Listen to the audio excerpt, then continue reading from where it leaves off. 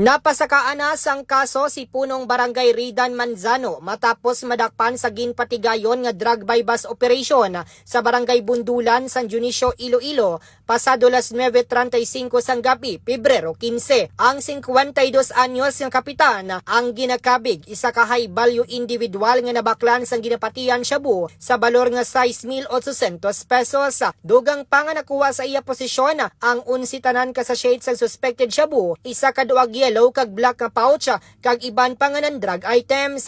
Sa kabugusan, ang recoveries ang nagabugatanan sang 222 gramos kag may standard drug price nga 1,510,348,000 pesos. Sa interview sang K5 News FM Sara kay Manzano, una ini nga nanginwala nga nagagamit siya sang illegal nga droga, apang sang ulihi nag-ako man nga madugay na nga nagausar kun sa diin tuig 2019 sang nagsugod ini. Nahibaluan nga second term na ni Manzano nga nagaserbe bilang kapitan sa ila barangay kag luyag pa nga magpadalagan liwat sa masunod nga eleksyon bangod madamo pa ini sang plano. Samtang madugay naman nga ginamonitor sang kapulisan si Manzano kun sa diin sa banwa sang istansya ini nagakuha sang supply sang illegal nga droga kag ginadistribute sa kaiping nga mga barangay kag banwa. Sa karon nagapabilin ini sa kustodiya sang San Dionisio Municipal Police Station matapos napasakaan sang kaso nga paglapas sa Republic Act 9165 ukon Comprehensive Dangerous Drugs Act of 2002. Ini si K5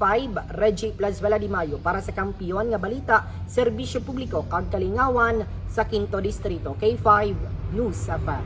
Ang ining nga balita ang ginadulong sa inyo sang DTX Coffee Mix. Himo sa natural nga sangka pareho sang amarkuso, chia seeds, sugared cane extract powder. DTX Coffee Mix. Nakakapi ka na, naka-detox ka pa. DTX Coffee Mix. Mabakal sa mga butika.